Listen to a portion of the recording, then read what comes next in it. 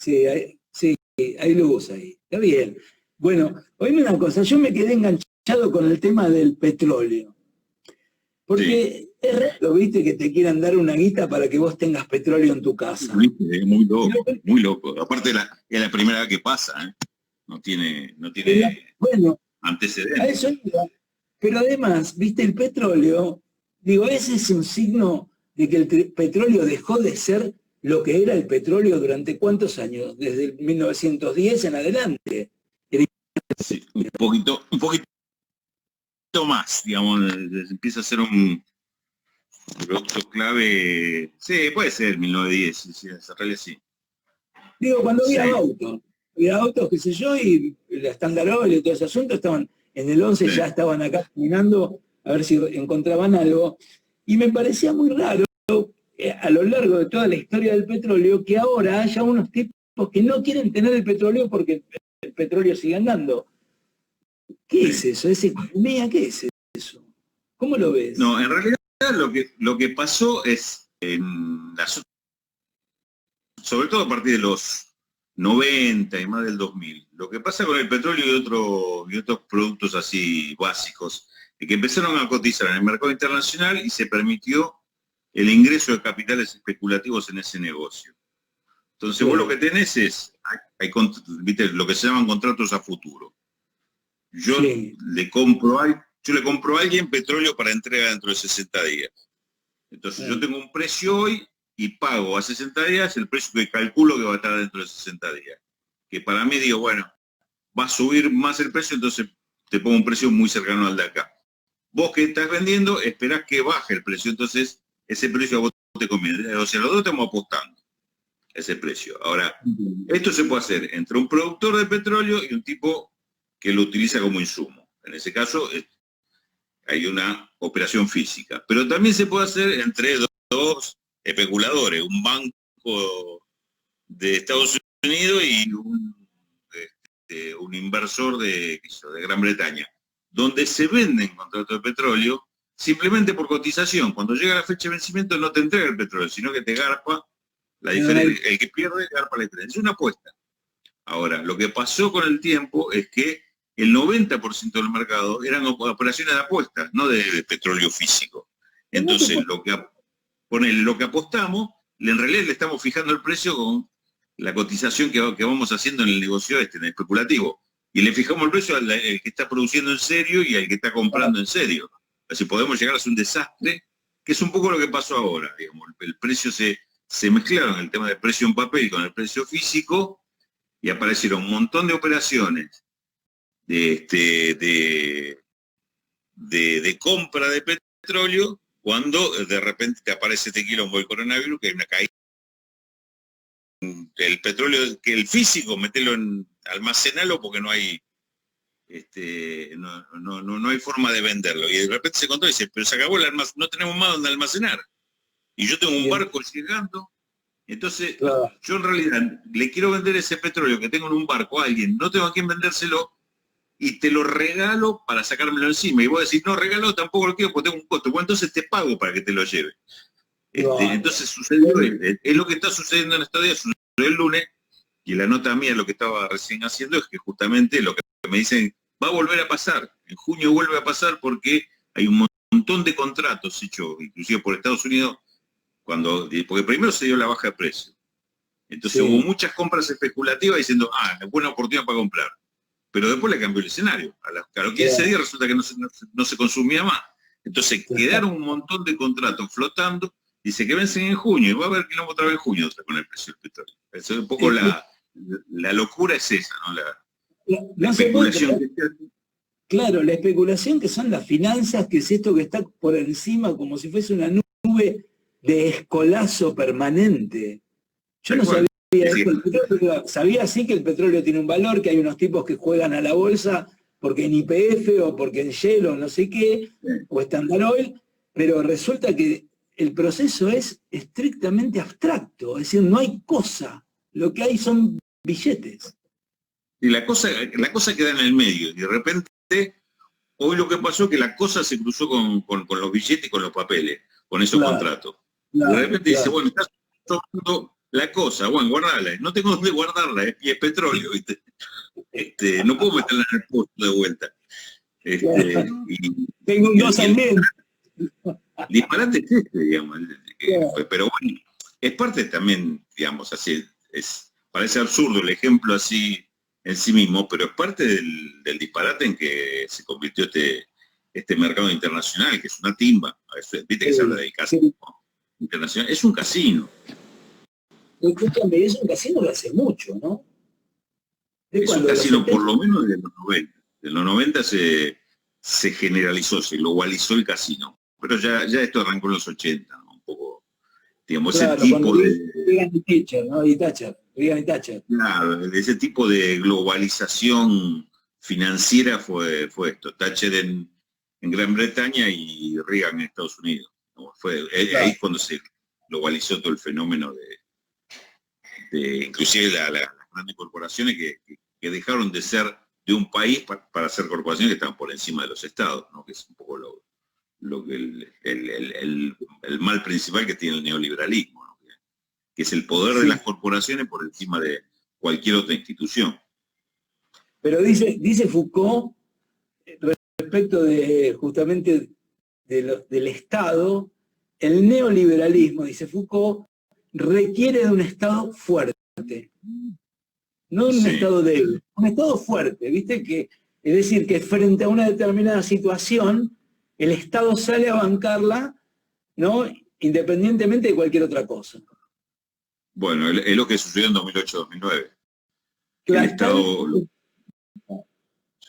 el Estado lo que hizo salió al rescate de las corporaciones, en su momento las corporaciones financieras. Ahí es donde se generó la teoría de demasiado grande para dejarlo caer. Claro. Too big to fall, que decían los yanquis. Es decir, se te podía caer un banco, pero si se te caía todo el sistema, decían, el costo social va a ser mucho peor. Es decir, más vale salvémoslo. Y con esa teoría, no solo salvaron a los bancos, que eran los que habían provocado la crisis, sino que los tipos volvieron a hacer lo mismo. Vos lo salvaste para que te vuelvan a hacer lo mismo, ¿no? Digamos, la metáfora es esa, ¿no? Digamos, se la pasaron especulando, armaron un globo especulativo. Cuando explota el globo, a los tipos les estalló. Entonces, secuela de la crisis del 2008-2009 mal resuelta. Y que fue grosa, ¿no? Fue muy grosa, pero esta puede ser peor, porque encima se cruzó con esto de la pandemia, qué sé yo, que, digamos, porque la pandemia lo que hizo le sacó el tapón a la crisis, digamos, o sea, se emergió la crisis que estaba ahí, estaba latente, a ver por qué lado estallaba, así como la del 2008-2009, estalló por las cédulas hipotecarias y ese tipo de cuestiones, de esos negocios especulativos que han hecho con la venta de créditos hipotecarios. Esta estalló por esto. Y es más seria porque el estallido te da, aparte, con una recesión mundial espectacular, ¿no? Entonces, digamos, acá sí que nadie te puede predecir dónde termina esto o cómo termina esto. Ni siquiera a favor y en contra de quién, ¿no? Porque bueno, eso sí, pero viste que hay toda una teoría que el asunto de las pandemias, sumado, digamos, a la crisis económica y un poco financiera, que yo mucho no lo veo, pero hay quienes sí dicen que hay una cosa con las financieras. Hay quienes dicen que es posible un nuevo estado de cosas. No necesariamente que es la desactivación del capitalismo, que es algo que se viene hablando desde hace muños años, que la caída del capitalismo. Yo he leído, no sé la cantidad de libros que leí sobre el tema. Viste que... Sí, yo le decía a Jorge Alemán, le digo, ¿sabes la vez que me invitaron al velorio del neoliberalismo? Digo, no, con mucho pero siempre falta el cuerpo cuando llega. Y gente con mucho entusiasmo, por otra parte, pero ahora pareciera ser que todo el asunto de la pandemia empieza a generar un nuevo estado de cosas, porque efectivamente no nos vamos a dar la mano por muchos años. No nos vamos a abrazar cuando hace un gol un equipo por muchos años. Por antes te abrazabas con cualquiera. Es decir, hay algo que se va a transformar no solamente en la vida cotidiana y respecto de ciertas cosas como estas, sino como una suerte de experiencia de lo político que también va a ser distinta. No sé, ¿vos qué pensás? Sí, yo pensaba en la rueda de mate, qué difícil que va a ser. Antes te comía mate, te conocí, lo agarraba y lo tomaba. Y bueno, claro, totalmente. No, digamos, me parece, acá nos estamos manejando entre dos extremos, pero muy extremos, la posibilidad de cómo sale esto. Primero, digo, a pesar de lo que vos me decías de Foucault, el tema de que el Estado siempre fue necesario hasta para el neoliberalismo, pero era un Estado subordinado al mandato del neoliberal, de las corporaciones.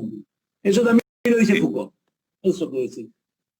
Entonces, digamos, ese fenómeno de un neoliberalismo donde el que domina es las grandes corporaciones, hoy está bajo cuestionamiento, que no necesariamente quiere decir que lo vaya a perder, que las grandes corporaciones pierdan el control de la cosa.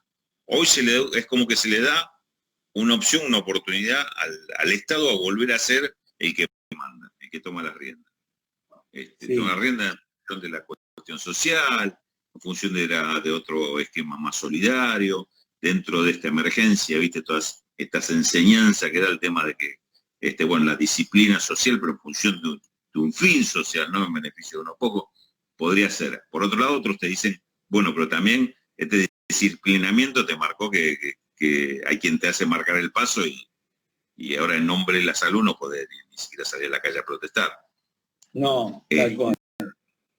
Entonces me parece que, como dicen algunos, la moneda está en el aire. Para qué lado cae no sabemos. Pero también creo que eso no es una cuestión pasiva de esperar a ver cómo termina, sino que es una cuestión de cómo se va dando hoy. Hablamos en Argentina, yo discuto mucho el tema por ejemplo, el rol de los bancos. Esto es parte de la pelea, por ejemplo. Digamos, hoy, viste que hay muchas pymes, muchos que se quejan, dice, al final no nos dan los créditos, ni siquiera los que decide el Estado, decide el gobierno, que se den crédito, y los tipos no te lo dan, te lo condicionan. Bueno, ¿por qué a los bancos se les deja seguir teniendo ese rol dominante que tenían previamente a esta crisis? ¿O es el momento de irle por arriba, pasarle por arriba y decir, no, muchachos, ustedes a partir de ahora tienen que hacer lo que el Banco Central, creo que era la nacionalización de los depósitos en los 70, por ejemplo. Ustedes dicen lo que el Banco Central. Esta línea de crédito es para este tipo de empresas o de personas y tienen que darlo. Porque no pueden usar la guita para otra cosa. Es decir, una forma de control sobre los bancos, sobre la gran corporación financiera que son los bancos. Te doy otro ejemplo. Me voy a ejemplo para hacerlo más sencillo. Hoy tenemos un despelote con el contado con liqui, no sabemos qué, pero nos está diciendo que el dólar se fue arriba de 110 mangos. Digamos, con esa señal sola ya tenés una complicación, aunque no sepas qué es el contado con liqui. Y yo te digo, el contado con liqui, con 2 medidas lo prohibís directamente, porque no sirve para nada más que para especular. Bueno, está faltando alguna decisión política para hacerlo. Y eso me parece, esos avances o no avances en este momento, también te definen cómo se resuelve la cosa, cómo vas a salir después. Porque si en este momento no tomas esas decisiones, esos tipos van a atravesar toda esta historia con la misma fortaleza que tuvieron cuando entraban. Y eso es grave, me parece. Eso es grave. Además, el fuga de capital, es decir, que a nosotros se nos van los dólares que hay acá, ¿no? El contado con liqui es eso. Sí, claro. El contado con liqui es otro tipo de operación, no significa fuga, el otro el dólar bolsa, esas cosas sí, porque hay operaciones de transferencia de guita al exterior. En el caso contado líquido es una movida especulativa, pero no es salida de plata. Pero te está marcando con 10 operaciones, te está marcando un valor que puede hacer que después tengas una inflación adentro, porque quien fija precio y se ve el dólar está a 110, no a 65. Claro. Sin otra razón que lo que leyó en la tapa de Clarín esta mañana. Entonces me parece que en esas situaciones, me parece que es donde se da la definición de qué lado vas a poner la resolución. Si vas a aprovechar para avanzar sobre estos sectores o le vas a dejar que sigan definiendo ellos. Y todavía me parece que se les tiene demasiado respeto a estos sectores en el momento que se podría Y un poco de miedo. Me parece a mí que hay un cierto temor que fue un poco el derrocamiento,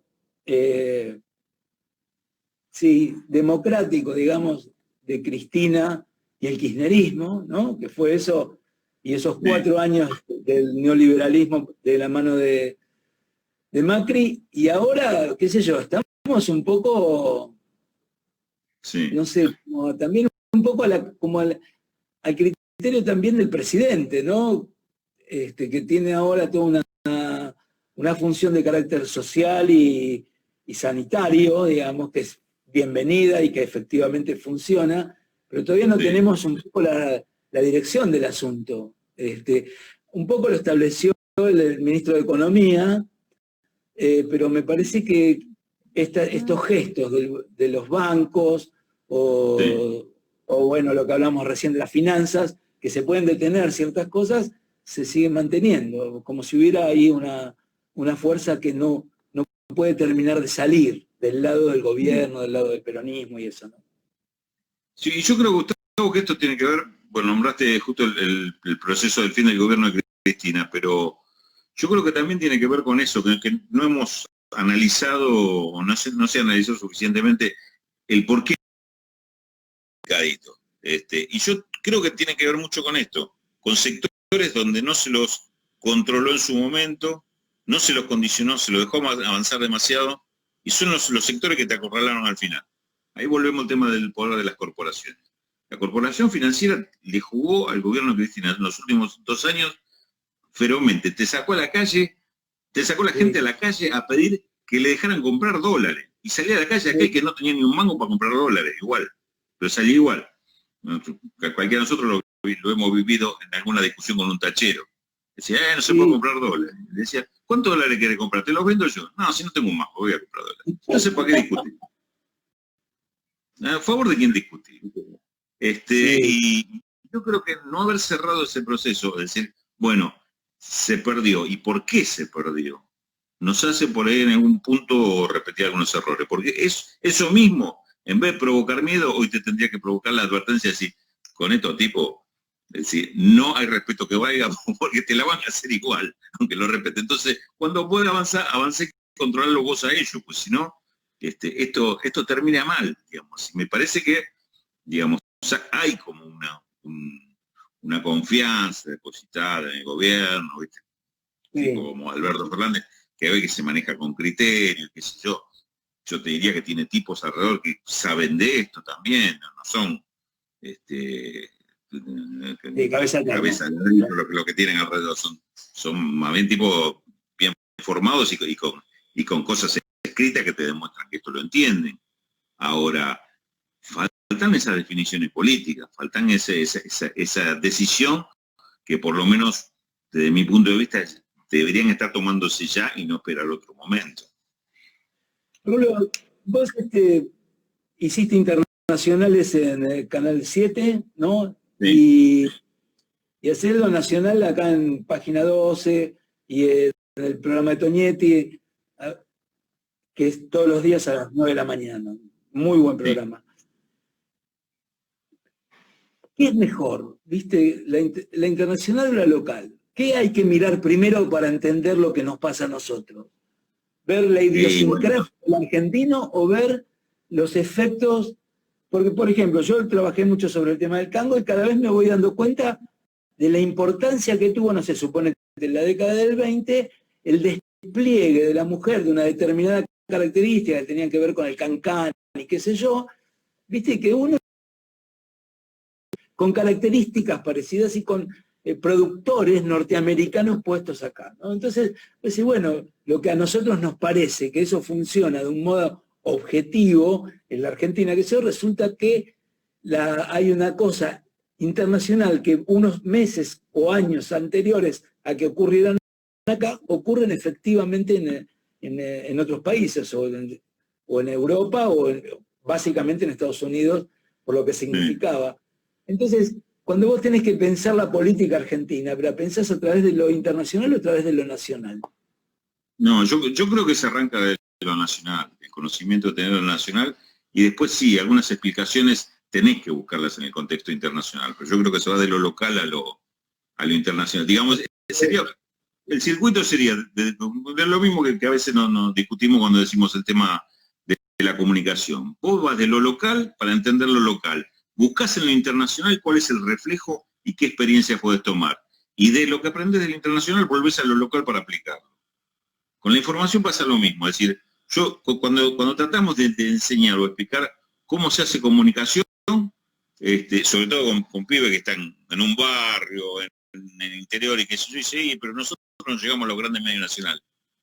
Practiquen la comunicación local, la comunicación, traten de entender lo que está pasando en la radio y comunicar eso.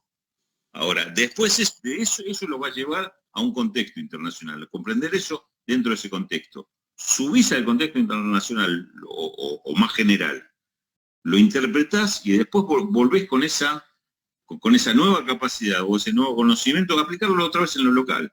Porque el lugar de ejercicio tuyo es el local siempre. Lo otro internacional es la referencia. Entonces, subís y bajás. Me parece que el camino es ese. Y en la economía me parece, o en política me parece que es también así. O sea, por lo menos le interpreto, la elaboración sería un poco en ese sentido, ¿no? Bueno, ese es todo un asunto, porque quiere decir eso que hay un sector político fuerte que lo conocemos, digamos que son los que operan en determinadas situaciones, entre ellos los últimos dos años del gobierno de Cristina, ¿no? Es decir, de meterse adentro, de poner a la gente a decir que tiene que tener dólares y qué sé yo, que eso es local, ya no es internacional, porque siempre estuvo la idea de que, viste, el sistema, y el sistema era siempre la entelequia de los Estados Unidos y no aquello que estaba ocurriendo en nuestro lugar. Sí, exacto. Bueno, digamos, eso pasa mucho, pero por eso, digamos, desde el interés nacional al interés social propio, digamos, vos sentís que eso te perjudica. Te lo dicen en función de razones internacionales. Ahí te vas a buscar las razones internacionales si están así. Y seguramente vas a encontrar explicaciones para decir, no es así. Lo que me está tirando o me está vendiendo que el mundo, no que nos caímos del mundo, por ejemplo, y no es que el mundo hace esto de otra forma, o que le fue bien haciéndolo de la forma que me la querés vender vos. Un poco, es como bueno, te hablamos de la crisis 2008-2009, crisis en Estados Unidos. ¿Y dónde es el dólar? En la moneda de Estados Unidos. Y estás comprando la moneda de Estados Unidos para cubrirte la crisis. Hay algo que no está funcionando, ¿viste? La lógica esta. Pero bueno, estas son las cosas que pasan cuando te circunscribís a lo local y lo de afuera es simplemente algo que ya te la dan resumido y decir, no, afuera se hace tal cosa cuando pasa tal otra. Entonces, ahí me parece que es donde tenemos un poco de discernir el tema de qué es lo internacional y cómo te nutrís de eso para conocerlo, ¿no? Ya me tengo una frase que dijiste vos, que a mí me encantó, que es: a los ricos hay que encontrarlos. Ah, sí, claro. Es buenísima la frase. Cuando la leí, creo que en el Página, ¿no? Lo dijiste en el Página. Sí. Cuando la leí yo dije, qué cagada, pensaba yo, porque me imaginaba que la guita venía, ¿viste? Pero parece que no, que hay que laburar para tenerla. A los pobres los invocas al toque. Digamos, te metes en un lugar y donde lo tenés que meter. Y a los ricos, ¿qué hacemos con eso? ¿Tenés idea? Sí, claro. Es una preocupación permanente. Pues, algunos compañeros dicen, yo creo que tienen razón, el problema de Argentina no es la pobreza, el problema es la riqueza.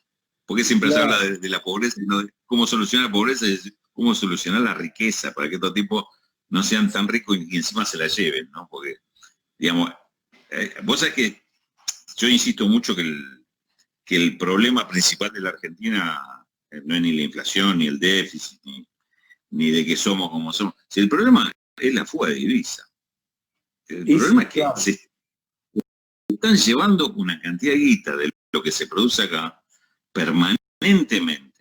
Hoy mismo, ahora, mucho más durante el gobierno de Macri, pero desde el primer día, hay una fuga tremenda. Si te está restando permanentemente, tenés hoy una salida, por eso faltan dólares, por eso tenemos siempre estas subas de devaluaciones que te llevan a inflación, etcétera, etcétera, que tienen que ver con eso. Y cuando se empezó a hablar del impuesto a la riqueza, y que yo voy a decir, no, porque hay tanto, primero que te corrían con la revista Forbes. Y la revista Forbes no podés ir con la revista afuera a cobrarle a un tipo, decía, acá en la revista usted dice que tiene 8.000 millones de dólares, porque el tipo dice, yo no tengo nada acá. Es como Y el esta casa billete. no. ¿Eh? Claro, Como el, sí. el Tiene esta casa, no, esta casa está a nombre de una sociedad que sé yo simplemente la he visto. Y sus empresas no, esas están a nombre de otra de las Islas Caimán, que yo no tengo nada que ver con eso. Yo, me la dieron, yo la tengo. Entonces terminás cobrando el impuesto de lo que el tipo declara como propio, que seguramente es el 10% de lo que realmente tiene. Porque el tipo se la llevó la guita. Entonces, estamos queriendo hacer un impuesto sobre lo que los tipos nos dicen que tienen, no sobre lo que realmente tienen. Y en el medio pasó que la AFIP se entera que hay, porque hay un cruce de informaciones contra el organismo, que hay miles de cuentas en el exterior a nombre argentino que acá no estaban declaradas. Entonces, ese solo dato, para mí es más importante, y va a recaudar más ese dato, que el impuesto a la riqueza. Y nadie le dio bola a esta información.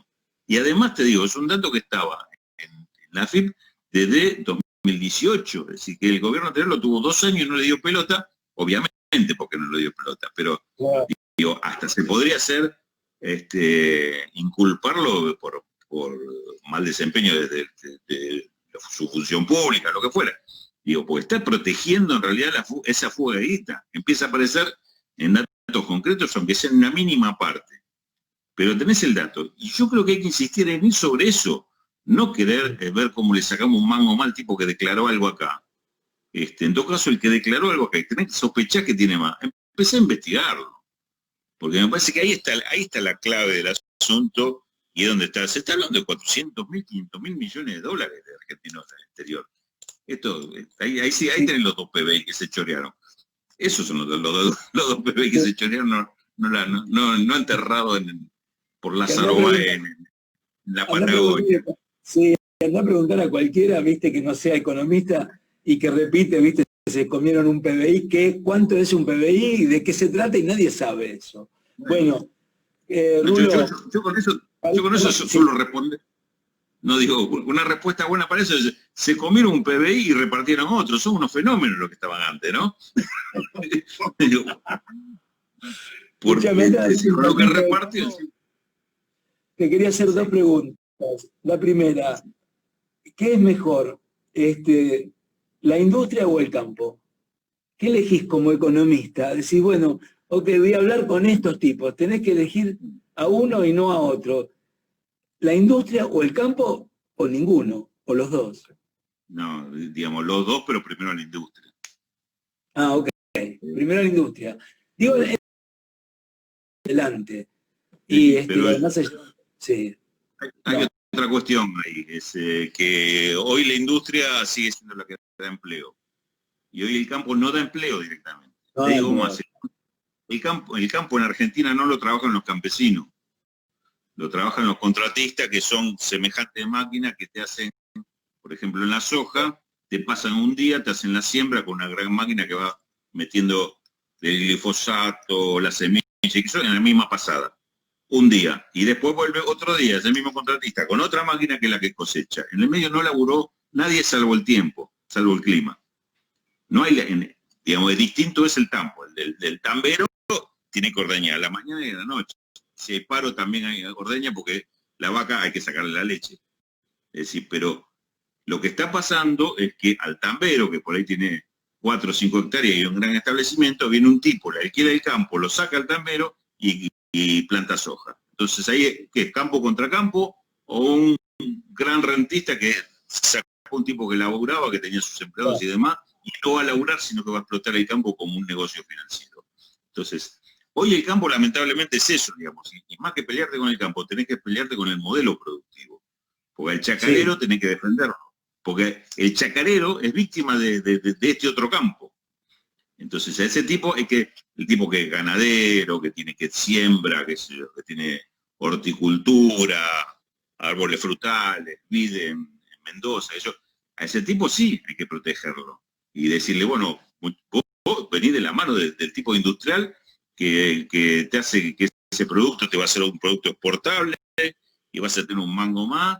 Vení de la mano de hacer ferrocarriles para que tu producto llegue y vos te llegue una mayor el precio cuando alguien lo consume acá, digamos, pero el otro yo, al que tiene campo y jamás se puso una bota para meterse en la tierra, porque lo tiene como un negocio, a ese lo ligo más al negocio financiero especulativo que al campesino o al industrial, es otra cosa. Sí, y llama la atención la cantidad de gente que alquila campos y que transforma todo eso en un latifundio extraordinario, que terminan, ¿no? Copatel y todos estos tipos que terminan después despachando la soja del peor modo. Campo. Y ahora vino un gran, una de estas grandes empresas de agronegocio y se lo alquila. El tipo ya dejó de laburar, se lleva un mango más que antes y con ese mango lo que hace es, el tipo está chupando en el pueblo y hablando pelotudeces, seguro que se hace de derecha. Porque claro, es un tipo, el tipo, vive de eso. Entonces se dejó de ser productor para ser un tipo de derecha. Ese es el cambio fundamental social que tuvo ese tipo. Porque hablamos en el bar, sin laburar nunca, sino vivir de renta, y seguro el tipo va a estar peleando para que no le cobren retenciones, para que la soja aumente de precio, para que aumente el dólar, porque es lo que a él le beneficia. Entonces, bueno, ahora le cambió la cabeza. A ese tipo le cambió la cabeza, ya está del otro lado. Con la cabeza de ese tipo, que fue lo que pasaba en 1880, cuando los dueños de los campos, el lino y el trigo lo hacían, lo vendían para afuera, no tenían ninguna restricción, así que se iban ahí para afuera y se iban a vivir, qué sé yo, 6 meses a París. Y entonces estaban en París y vendían la casa de acá y estaban en París y la mujer le decía, yo quiero una casa como esta. Bueno, y se llevaban la casa, la cortaban la casa, la subían a un barco, de verdad te lo digo, las traían a Buenos Aires y la instalaban en Buenos Aires. Es decir, viste que eran unos tipos, unos caprichosos. Esos caprichosos, hijos de esos tipos, que tenían 19, 20 años, se fueron a bailar a los cabarets, a los prostíbulos, y peleaban en contra de los orilleros de la Boca. Pero si vos ves el mapa de la cantidad de prostíbulos rodeando toda la sección del centro de la ciudad, vinculada a los prostíbulos, estaban todos diseminados por todos lados. Entonces vos ahí decís, bueno, ¿quiénes iban a los prostíbulos? Iban los niños bien, es decir, por eso estaba la botella de champán, la ropa, el tipo de ropa que utilizaban, ¿viste? Es decir, no era gente pobre que iba a inventar el tango. Había unos tipos ahí que estaban haciendo esto, abrazando a prostitutas en prostíbulos. Entonces, volviendo nuevamente y metiéndonos delante del tango, ¿vos qué haces con el tango? ¿Qué te gusta con el tango? Sos muy tanguero. Sí, creo que sí. Sí, la verdad que sí. Sí, sos tanguero. Sí, qué sé yo tuve una aproximación al tango, seguro por mi viejo, que escuchaba tango en casa, Julio Sosa y algo del resto. Era italiano, origen italiano. Origen italiano, él de nacimiento uruguayo, pero muy fanático de Julio Sosa, que en realidad se le había generado acá, porque él vino a los 3 años, se vino a vivir acá y vivió toda la vida en Buenos Aires. Y yo por ese acercamiento, no sé, me fui acostumbrando, prestándole atención a las letras. Después, así como en la juventud, adolescencia, que yo pasé por el rock, me tocó la época del rock progresivo, ¿viste? De Charlie, León Gieco, escuchaba, aunque era de una época anterior, escuchaba mucho a Maná, y siempre le encontré vínculo con el tango, a toda esa movida. Siempre le encontré vínculo con el tango. Y después ya más de grande sí, ya lo empecé a mirar con otro interés, con otra forma de inquietud, por entender el movimiento, ver qué estaba pasando con los nuevos directamente a espectáculo, que de joven no había ido a espectáculo de tango, digamos, salvo alguna vez que así como una cosa muy especial, fui a ver a Piazzolla, que vino a tocar en algún gran teatro, y creo que con alguna orquesta alguna filarmónica, no había ido a ver espectáculo de tango. Pero después de grande sí, me empezó a interesar y bueno, ahí sí me metí mucho más en el tema del movimiento tanguero actual, me empecé a vincular con... ¿Y qué músicos te gustan de los actuales? Y a ver, yo me terminé siendo fanático de la Fernández Fierro, Sí. a partir de ahí de seguir toda la carrera solista del Chino Laborde, de la propia Fernando Fierro, te podría decir que me gusta lo que hace Peralta con su orquesta también, que salió de ahí Sí. o por lo menos lo conocí en la Fernández Fierro, la orquesta típica de Peralta, de los pibes nuevos que hizo Agustín Guerrero, me parece muy interesante. Y después infinidad de músicos, Cucuza, el Negro Falótico, qué sé yo, Sí, toda una banda. Con Guillermo tenemos una amistad común, qué sé yo. Por suerte ahí hay una gama bastante grande de músicos que me gustan y que voy a ver. Bueno, Rulo, querido, lo último es, ¿qué es motor económico? ¿Qué es motor económico? ¿Tiene que ver con vos? Sí. Sí, claro. Sí, ¿Y qué eso hace? fue algo que... Vos sabés que eso fue algo que se nos ocurrió en el 2016, justamente con todo el proceso político y económico que vimos que se iniciaba. Y dijimos, primero porque notamos que había una crisis en los medios de comunicación. Dijimos, en la economía vamos a tener complicaciones, que pensé inclusive que iba a ser peor el panorama, ¿no? Que iba a estar más cerrado. Es cierto. Sí. Y inclusive con Página 12 estábamos medio, hay una crisis que no se sabía qué iba a pasar con Página 12. Así que, francamente, sí que llegó la mano de Víctor Santamaría y el Súter y no rescató porque no sé qué hubiera pasado si no pasaba alguien así por ahí, por el medio. Y entonces hicimos esta propuesta, tener un sitio web que fundamentalmente trabajara los temas de producción y empleo. Digamos, cuando me junté con una gente que lo íbamos a hacer, le dije, muchachos, los dos frentes de batalla que van en economía van a ser producción y empleo, con algo que charlábamos antes, de los industriales y Sí. los productores agrarios.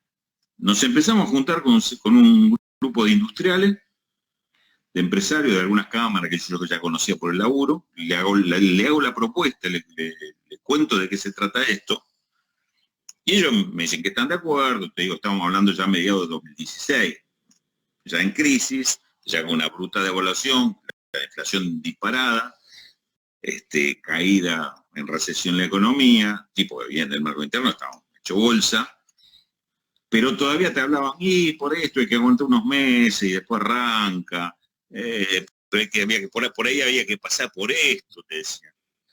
Y yo le decía, y yo discutía con ellos, y a medida que yo iba avanzando en la discusión, le digo, pero esto no es así, no había que pasar por esto, porque esto pasó para hacer un cambio totalmente en contra de ustedes.